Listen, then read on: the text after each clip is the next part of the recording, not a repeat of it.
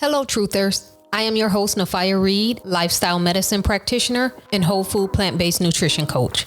I am so excited to be here and share with you today. This is our weekly outlet to discuss lifestyle diseases that are preventable and curable through whole food plant-based nutrition and intentional living. Each week, we will do a deep dive into how your food is affecting you and how plant-based nutrition can add energy, stamina, vitality, and years to your life. Welcome to the Live in Truth podcast.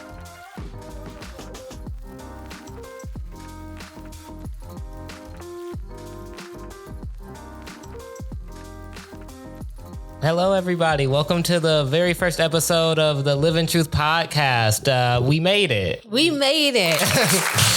I am your producer, Sean Reed. I am joined by your host, Nifiah Reid. You guys have no idea how long it took us to get here, but we are so excited that we finally are, and we are ready to get started.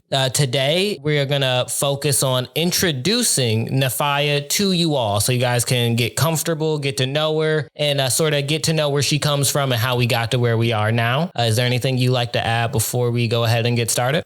No, let's just jump right into this thing. Sure thing. So, firstly, who are you? Let's talk a little bit just about your background.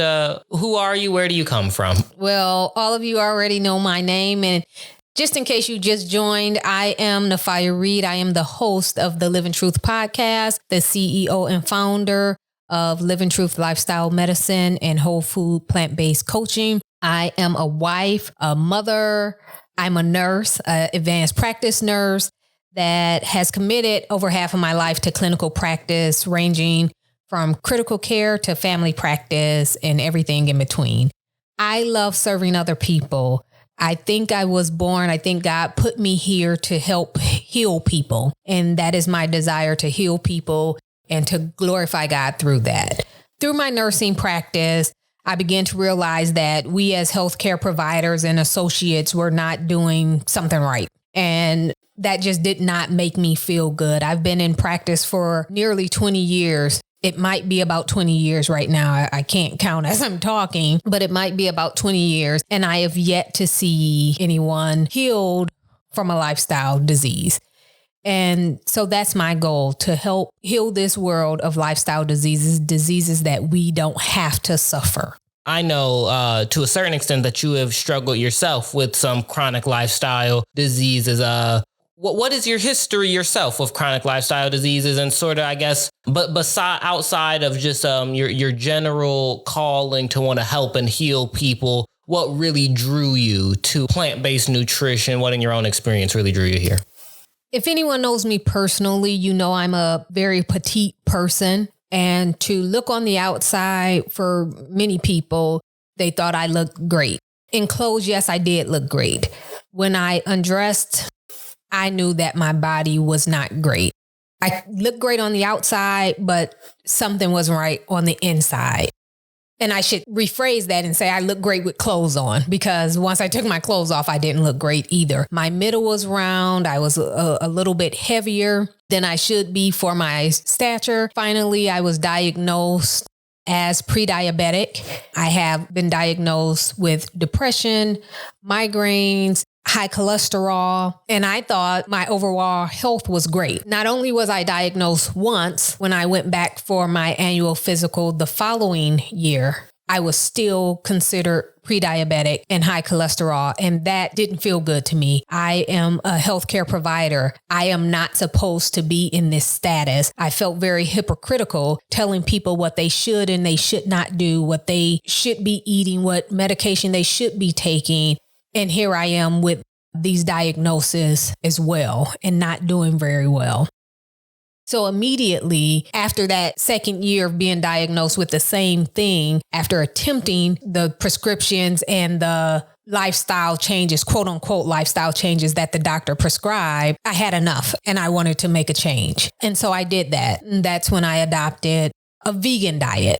A vegan diet is great. And I want to say that A vegan diet is not the same as a plant-based diet. Although a vegan diet is better for you, some of the things that you consume are detrimental to your overall health. That's what I found on my vegan diet. Although I didn't eat meat and dairy, I still consumed a ton of sugar, a ton of salt, and some of the things that I had eaten, a ton of oils. In the whole food plant-based community, we call that SOS, and we'll talk more about that on a later podcast. So my weight did not go down. At the end of 2020, I think I weighed 118.6 pounds. And some of you are balking at that. You're probably saying something like, oh, I was 118 pounds when I was in high school. I'm 118 pounds on a 4'9" frame. So I was very round. My middle was very round. I was stressed. So the cortisol was affecting the shape of my body. So my middle was big. If you don't believe me, if you go to my webpage, we'll show some of the before and after pictures eventually. I was always tired, always fatigued. And I thought that was because I worked very hard, but that was not the case. It was what I was consuming. So I began to change that. So I went from just a quote unquote vegan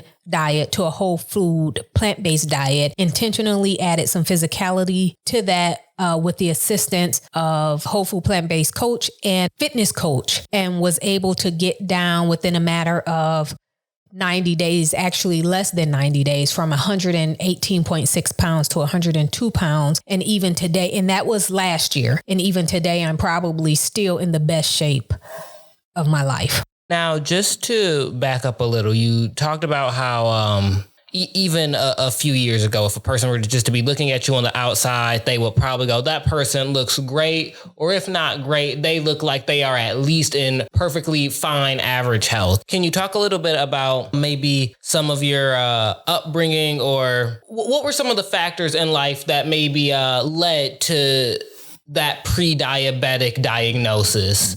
And did you start to feel bad or notice that something wasn't right before your diagnosis, or was that diagnosis sort of the wake-up call that, okay, maybe everything's not all right and I need to get going in a different direction? Well, let's talk about what led to that. So for many of us, I am a Black woman or African American, whatever word you like to use. I am a Black woman. In our culture, there are a lot of things that we have adopted as quote unquote culture. So our diets were given to us. A lot of the things that we eat because those were the scraps that were left when we were in slavery. And that has been passed on from generation to generation. And I know a lot of people don't like to talk about that, but it is the truth. A lot of things that we eat, we should not be consuming. And I'm talking about our pig's feet, our animal intestines, chitterlings, cooking in lard and deep frying food. Our ancestors ate those things because that's all that they had to eat. We have more access to better foods, more access to information than we've ever had. So unfortunately, what has happened, those recipes, that food has been passed on from generation to generation.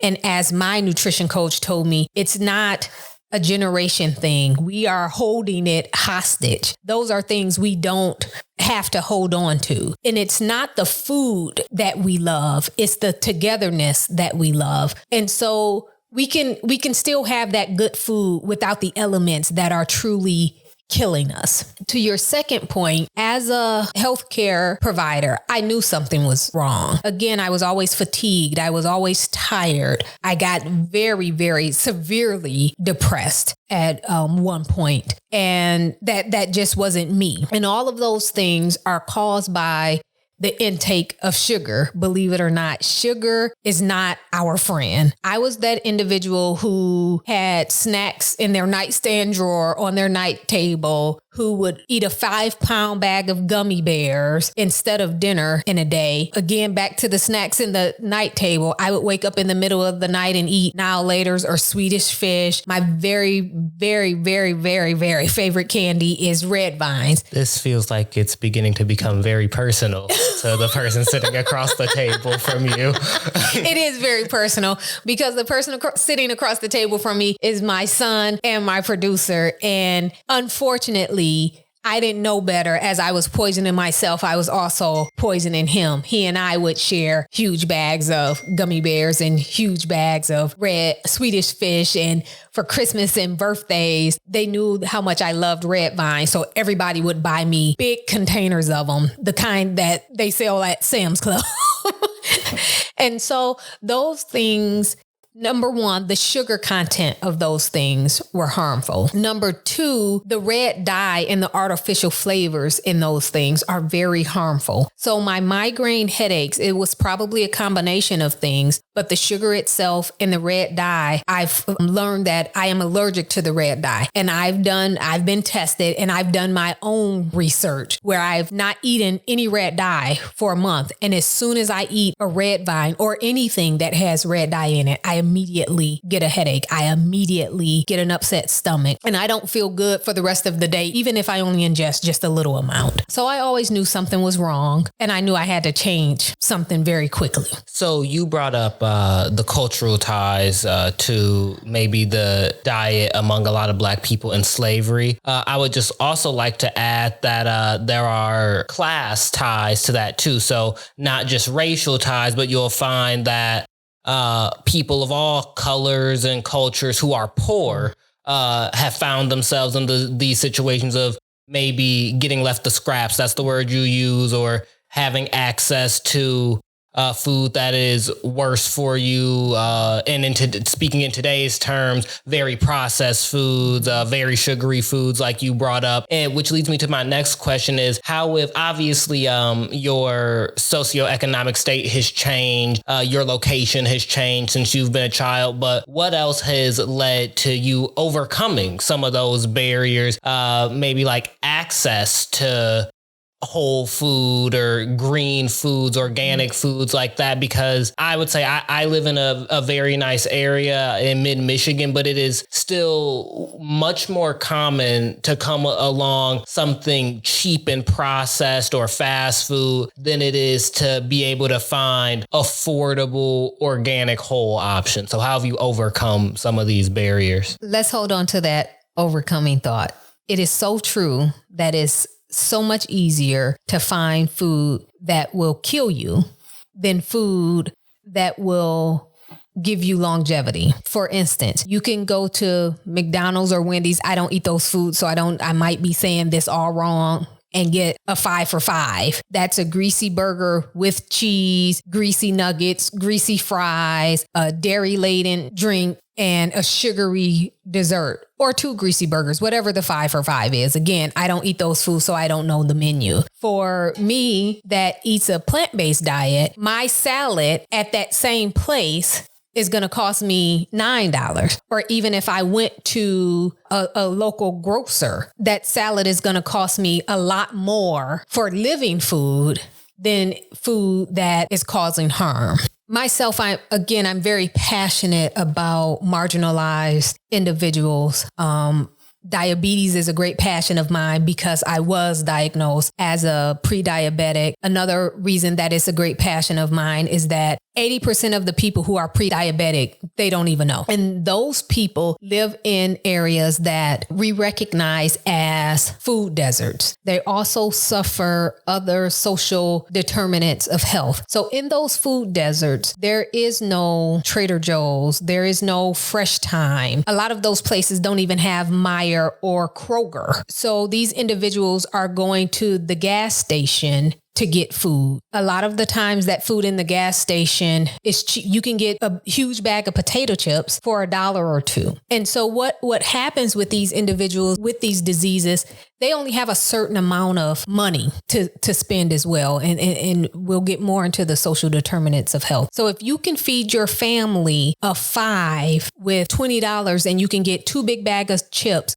you can get 2 packs of hot dogs and 2 loaves of dollar bread. That's what you're going to get for your family, and some canned spaghetti. You're doing the best that you can with what you have. So you're going to go to that gas station and you're going to get that $20 worth of food so that your family can at least eat for 2 days. And in these neighborhoods, there are no Farmers market? Yes, there are no farmers markets. And again, in the grocery stores, it might be one grocery store that is, if you want to say viable in a 10-mile radius. It's 10 liquor stores, though, maybe 20, double that amount in a 10-mile radius. So they're getting what's available for them. So food that's high in sodium content, high in sugar and fat content, what can quickly be prepared. Other issues as well